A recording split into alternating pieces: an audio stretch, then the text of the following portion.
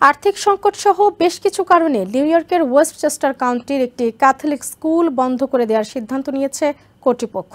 June থেকে স্থায়ীভাবে ট্রান্সফিগারেশন নামের ওই স্কুল বন্ধ করে দেওয়া হবে। এরই মাঝে ইমেইলের মাধ্যমে অভিভাবকদের একথা জানিয়েছে স্কুল কর্তৃপক্ষ। বেশিরভাগ শিক্ষার্থী টিউশন ফি দিতে না পারা ও স্কুলের কার্যক্রম নিয়ে অভিভাবকদের আগ্রহের ঘাটতি থাকায় এই সিদ্ধান্ত নেয় স্কুল কর্তৃপক্ষ। নিউ ইয়র্কের ওয়েস্টচেস্টারের এই ক্যাথলিক স্কুলটির প্রতিটি জানালায় লেখা, আমরা আমাদের স্কুলকে অনেক ভালোবাসি। তবে শিক্ষার্থীদের এই ভালোবাসার জায়গাটি আর বেশি দিন এভাবে থাকছে না। ট্যারিটাউন ভিলেজে অবস্থিত ট্রান্সফিগারেশন স্কুল কর্তৃপক্ষ গত সপ্তাহে অভিভাবকদের ইমেইলের মাধ্যমে জানিয়েছে, জুন মাস থেকে স্থায়ীভাবে বন্ধ হতে চলেছে স্কুলটির সকল কার্যক্রম। স্কুল বন্ধের কারণ হিসেবে কর্তৃপক্ষ জানিয়েছে, অনেক অভিভাবক দীর্ঘদিন যাবৎ টিউশন ফি দিতে পারছেন না। এছাড়া স্কুলের বিভিন্ন কার্যক্রম নিয়ে অভিভাবকদের আগ্রহের ঘাটতি রয়েছে বলে অভিযোগ করে তারা। এদিকে ৭৫ বছরের পুরনো স্কুলটি এভাবে বন্ধ হয়ে যাবে তা কোনোভাবেই মেনে নিতে পারছেন না অভিভাবকরা।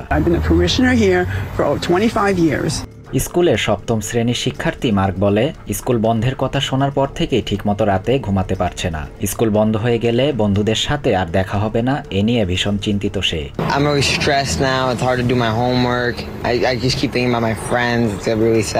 মার্কের মাও এই স্কুলের একজন শিক্ষার্থী ছিলেন। তিনি বেশ চিন্তিত, কারণ ছেলের জন্য এখন নতুন স্কুল খুঁজতে হবে।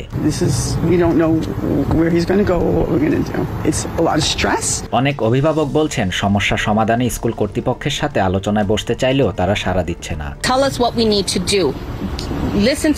এদিকে দীর্ঘ ২৫ বছর যাবৎ সিনেমা প্রেমীদের আনন্দ দিয়ে আসা নিউ ইয়র্ক সিটির কুইন্সের কলেজ পয়েন্ট মাল্টিপ্লেক্স সিনেমাস মঙ্গলবার রাত থেকে স্থায়ীভাবে বন্ধ করে দেয় কর্তৃপক্ষ।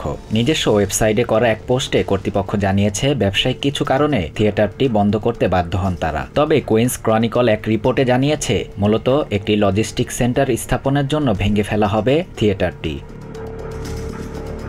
Shahriar Shafat, TVN 24 news desk.